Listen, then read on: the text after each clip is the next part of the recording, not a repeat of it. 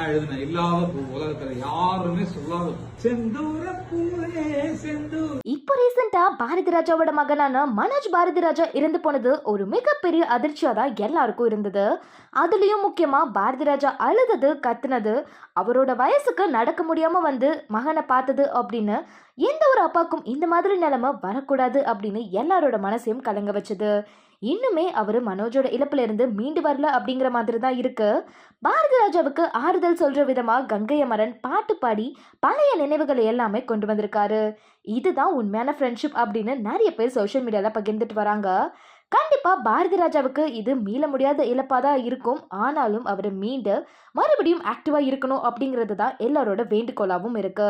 உங்களுக்கு பாரதி ராஜா பிடிக்கும் அப்படின்னா மறக்காம கமெண்ட் செக்ஷன்ல கமெண்ட் பண்ணுங்க. இந்த மாதிரி அப்டேட்ஸ் உடனுக்குடனே தெரிஞ்சுக்கணும் அப்படின்னா சினி ஸ்டாட்டிக்கை சப்ஸ்கிரைப் பண்ணிக்கோங்க.